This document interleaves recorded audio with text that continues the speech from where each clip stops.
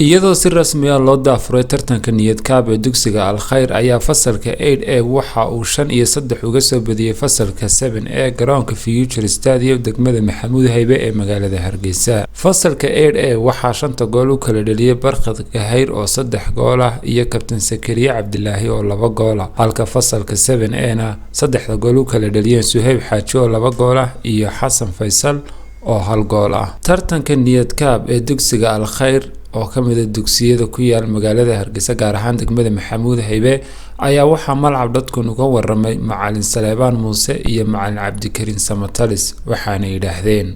anigoo ku hadlay afka macallimiinta iyo maamulkaba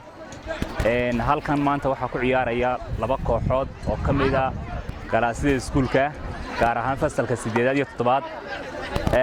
ciyaartu runtii waxay u socotaa si qurux badan oo farxad leh si wanaagsan baan inagu socotaa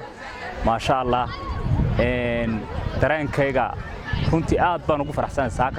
سن قرح بدن أيو سعوت عيارتو أرتدنا استوى ناقصن أيو عياري ونوهم بليانيا حنلاقي هالكاكودا نقول بنرجعنا أرتدا بلا توفيق وحان عندها فرني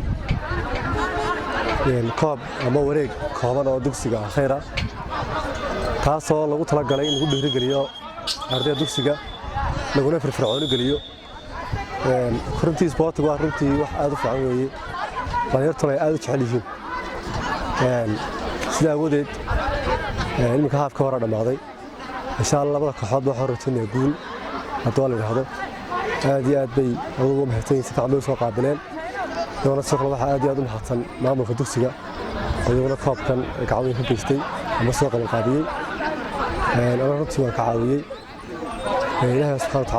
si kastaba fasalka 8A ayaa 5 iyo 3 uga soo badiyay fasalka 7A tartanka niyad kaab dugsiga Al-Khayr iyadoo toddobaadkiiba 2 maalin laga ciyaari doono tartanka niyad kaab garoonka Future Stadium degmada Maxamuud Haybe ee magaalada Hargeysa. Axmed Taye Qaran wararka malcab magaalada Hargeysa.